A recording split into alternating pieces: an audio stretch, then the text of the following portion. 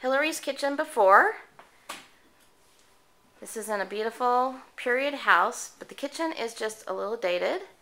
And we are going to do a major remodel here. We are opening it up here to the butler's pantry that's back there. So we're taking out this wall and we're going to create over here a little peninsula that will come out here and create kind of a U shape, a little bit like a U shape that like Hillary wanted, but we didn't have quite the room, so we're going to modify it somewhat. And over here, because we're short on space, we are going to do banquette seating right here and some storage. So another view of the kitchen. Here we're keeping the stairway here. We're building out from here a peninsula that will come on the angle, getting rid of this wall. Behind here is the old butler's pantry. Hillary has a tin collection up here that we are going to incorporate in the new design, and I think it's charming. Here we have this really curious little bump out right here that we think is just brick behind there, and we're going to take the plaster down and expose it and put our cooktop, rather than here, right over here, and have a hood that runs up here along that brick.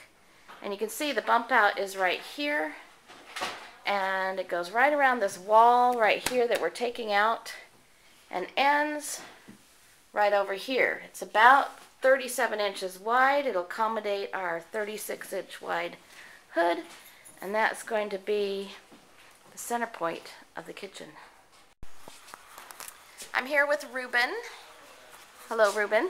Hello. Ruben makes our cabinets, and he's going to talk about the construction of the cabinets here. Good morning or good afternoon, whichever it may be. When we build the cabinets for you guys, we would believe in building them as strong as they could possibly be. Not using a pressed board that will delaminate if the cabinets get wet or receive abuse. We would believe in building them to where they last pretty close to forever, with using plywood sides and if needed raised panel ends. And the plywood is truly a wood veneer where the show ends are and stuff, and then we put wood corner blocks in the corners to give it good solid construction, and a solid wood face frame and a solid wood door.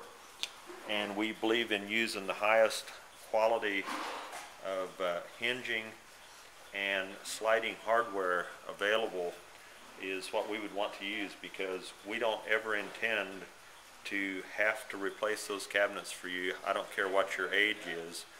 Our belief is that these cabinets will last your lifetime. There will be no replacement. They just won't fall apart. They're going to be good, solid cabinets that you can appreciate for the rest of your life. You know, the only way we intend to see you again is if you move to another house. And we will. We'll call you, Ruben. Now right here, this is plywood, which some people get confused. This is a furniture grade plywood, and it's actually stronger than if you used just a solid piece of wood, right? Absolutely. That is totally correct.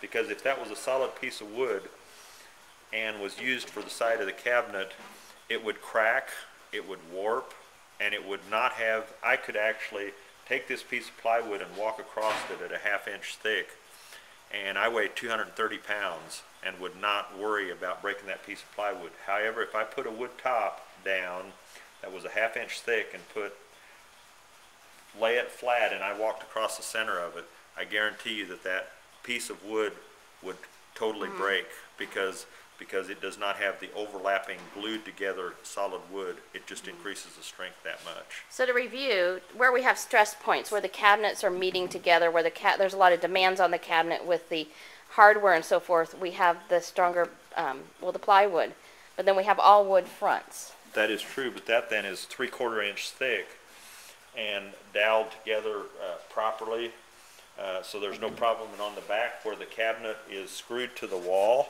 we provide an extra screw rail that provides extra thickness so that it for sure can be secured to the wall properly so that it never comes undone. And the corner blocking that's put in the corner gives it good square solid construction so that it won't come out of a line and so that it'll stay in place. The other thing it does is it gives you a location to attach your countertops down So here. those securely stay in place, yeah, in the corners. And here, explain what this is right here. This is where the wood comes together, the sides and the front with the face frame. Right here, what do you call that? A dado. We dado into the wooden frame. We don't just face glue it to the frame, because by putting it in a dado, it stabilizes it from left to right. It can't go anywhere without breaking the wood. It gives more surface by double. It actually gives double the amount of surface to put glue in to give it strength, so it's glued together more securely by putting the dado in. It takes more time to do it that way, potentially, but it dramatically increases the strength of the cabinet by putting in the dado and then gluing instead of just face gluing. It's built for forever. I'm confident that with my 230 pounds, I can stand on top of that cabinet and rock my hips back and forth, and that cabinet's going nowhere. We can dance on these. You want to show us? Well, I suppose I could. If that's well, there you go. Oh! If Ruben can sit on it, stand on it, then these can last forever. Do you do this to all your cabinets? No, do you of course test them? not. Oh. You don't have time. I'm so excited. The cabinets are going in here for Hillary and Ned and their family, and I think it's looking just great. Got the brick.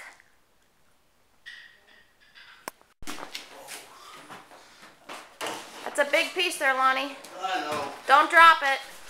Why not? Why not? See if it holds up. See if it holds up? See it. You do the drop test on these? We can. No, we don't. I bet it'll hold up. So you were putting in the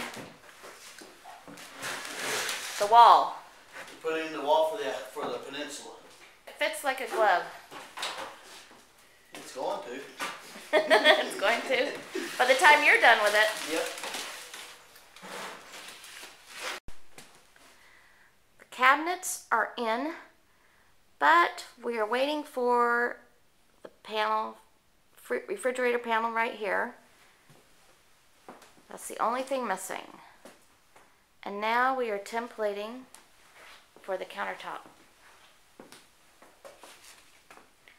What do you call this system that you use?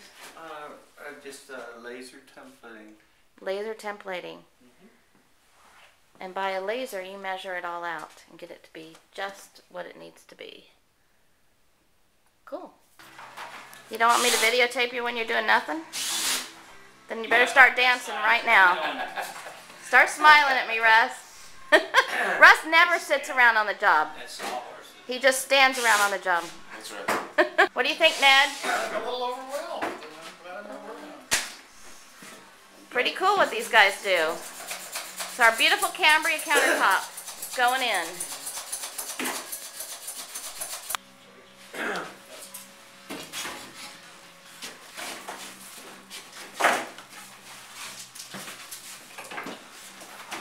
So to keep this in one piece so there's no seam, we took off the door jamb right there. So it'll slide in and then we'll put the jamb back in, or the molding.